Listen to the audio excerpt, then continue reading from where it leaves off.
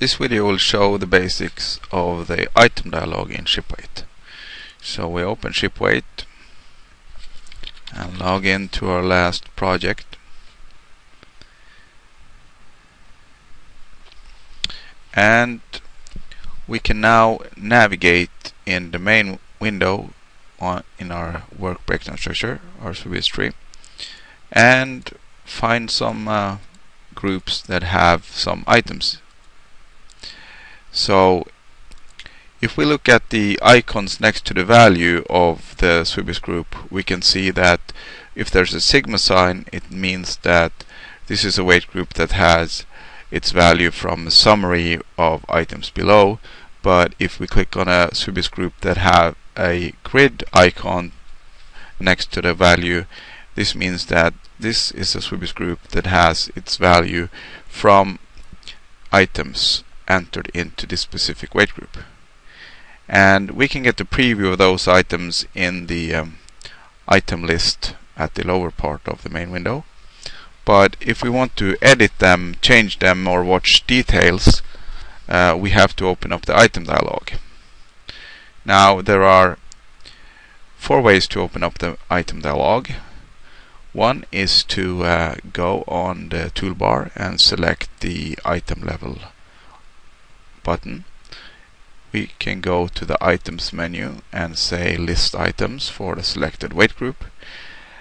We can select items header on this preview window, or we can select the grid icon on the weight group in the ShipWeight itself. So I'm going to open by clicking on the last one here, and that brings up the item window for my selected weight group. Now it's very important to know the link between the selected weight group in the main window and the actual item dialog that pops up. I was focused on my ShipWeight group H3 superstructure when I opened up my item dialog, and this means that H3 is now opened up in the item dialog. So in the filter, the weight group filter, we can see H3 in the item dialog. And this is very important because H3 here means that now the item dialog is filtered on weight group H3, and this means that we can now see all items belonging to H3 and nothing else. If I want to change and go to a different weight group, I can of course close the item dialog, change the weight group in the main window, and open up, for example, H4.3 accommodation from the main window. But I can also just type in directly in this weight group combo box on the toolbar in my item dialog, for example, change from H4.3 to H4.1 and hit the tab key, and then I load items from the group H4.1. I can also find the groups in the list here, so I can select a different group from a list, or I can use this button to the right to bring up the ShipWeight tree in the hierarchy and use that to go to another weight group.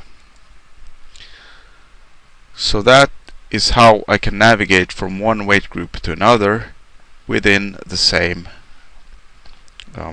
within the item dialog, and just to load all items within the specific weight group that I just entered. If I want to see more than one weight group in the item dialog, I can do this by using wildcard. And a wildcard is a symbol that can mean anything, any character or any number of character, and the percentage sign is used as a wildcard. So this means that if I want to now load in all weight groups starting with H, so H1, H2, H3 and so forth, I can go to my combo box here and I'm going to type in H and percentage and use the tab key. And now I can see that I've loaded in all items starting with H. Similarly, if I want to have all weight groups starting with M, I can do M and wildcard, and that loads my M groups. If I only want my M2 groups, I use M2 and wildcard and use the tab key to update. And finally, if I want to load the complete database, I use just the wildcard and click the tab key, and now I load everything in the database. The general filter like this, to have a wildcard here to load everything, can also be done directly from the item menu. So if I close this dialog and go to items and list items and select list item all, that opens up the item dialog with this general wildcard set for weight group, and now all items are loaded. To see the items that's loaded, you can navigate in the item window by using these arrows here to go from one row to the next. You can select in the table view, and you will see that in the upper area, which we call the single item view, shows all information for one single item. And then we have the table view, which shows all items, and each row corresponds to one item, and any row that's selected in the table view will also correspond to the values that showed in the single view. And finally, at the end here, we have this summary field, which shows the summary of weight and center of gravity for whichever items have been loaded into the item dialog.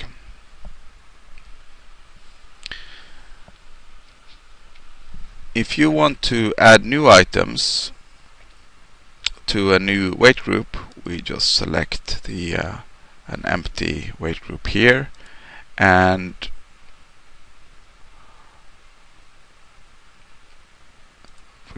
select item level on the toolbar to open up the item dialog. Now this is empty because we opened up for group H6, and H6 has no previous items entered into it. And now we can enter in some new items, and since we are in H6 now, we have the option of either entering in items through this single view or through this table view. But since we are in H6, whichever we choose, when we are going to select the weight groups, we are locked to select only H6 as the weight group.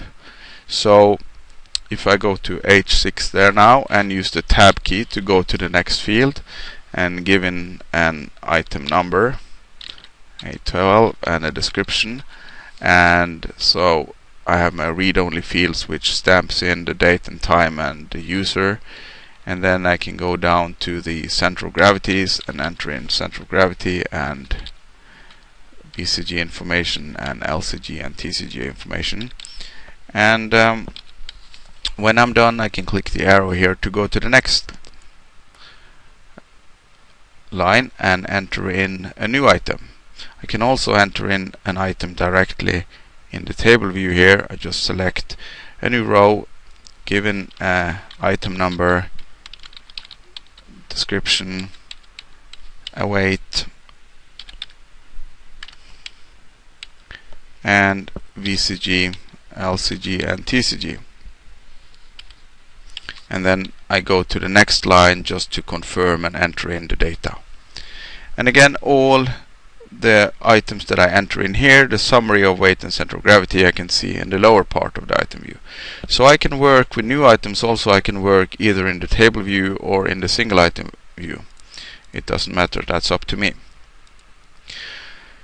If I use the wildcard while entering in items, for example, if I click H, if I enter H and percentage and use the tab key, then I can enter a new item, and now you will see that I have the options to enter new items for any of the H groups here.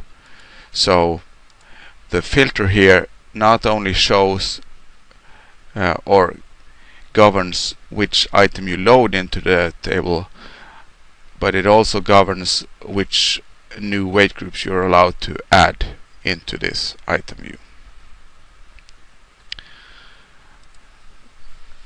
Finally, I'll just once more tell you that you use the tab key and shift tab to navigate when you use the keyboard to navigate from one cell to another in ShipWeight, both in single view and in the item view. So that concludes the basics of the item dialog.